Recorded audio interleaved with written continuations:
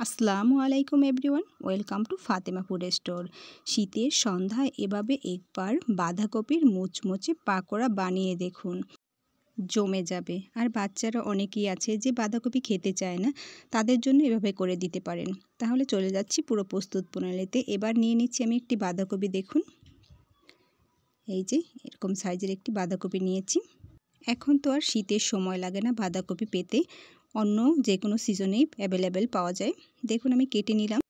এবার আমি এটাকে কুচি কুচি করে কেটে নেব। দেখুন, এটি সন্ধেবেলা ঝটপট করে নিতে পারেন, কোনো ঝামেলা ছাড়াই। ঘরোয়া সকল উপকরণ দিয়ে খুব চমৎকার একটি রেসিপি তৈরি হয়ে যায়। দেখুন, তার সাথে সবজিও খাওয়া হয় বাচ্চাদের, বড়দের সকলেরই। দেখুন, একে একে আমি কুচি করে নিচ্ছি।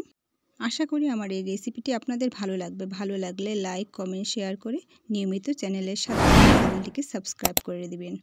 আর পাশে থাকা বেল বাটনটি অন করে দিবেন। এতে করে আমি যখনই ভিডিও আপলোড করব সাথে সাথে নোটিফিকেশন পাবেন সবার আগে। দেখুন, একইভাবে আমি পুরো বাঁধাকপিটাকেই কুচি করে নিচ্ছি, যতটুকু নেব।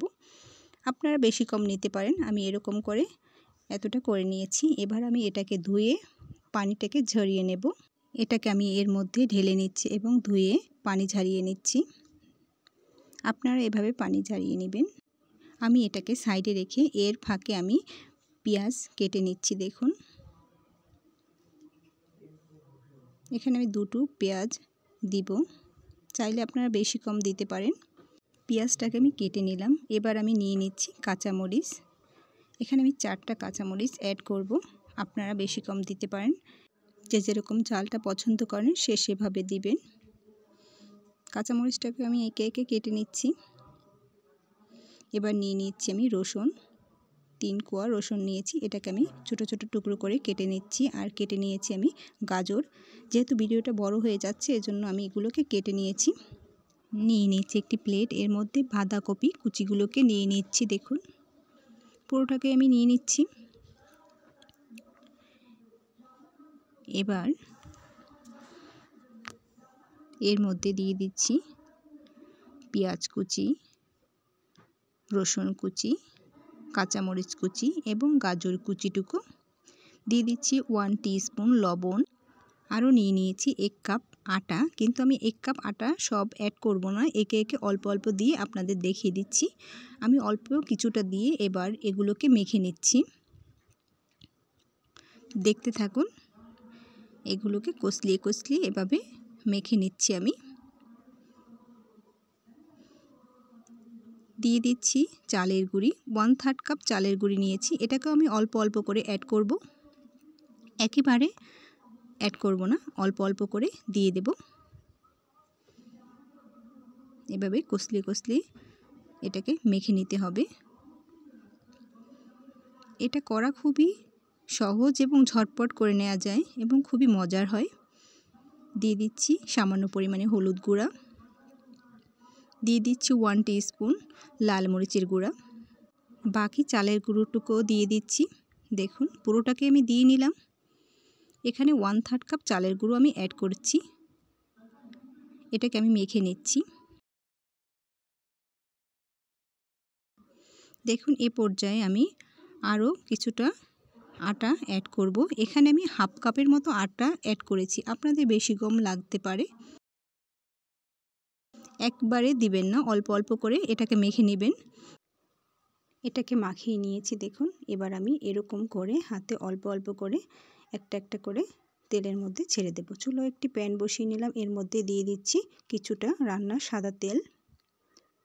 এটা গরম হয়ে আসলেই এর মধ্যে একে একে ছেড়ে দেব। চুলার ফ্লেমটাকে মিডিয়াম টু লোতে রেখে এটাকে ভেজে নেব। আমি এবার একে একে ছেড়ে দিচ্ছি। দেখুন, কত সহজেই করে নিচ্ছি এগুলো। এটি সন্ধ্যায় ঝটপট করে নিতে পারেন এবং খেতেও কিন্তু অসম্ভব মজার হয়। বাসায় থাকা অল্প কিছু উপকরণ দিয়ে এই চমৎকার পাকোড়া রেসিপি তৈরি করে নিতে পারেন যে কেউ।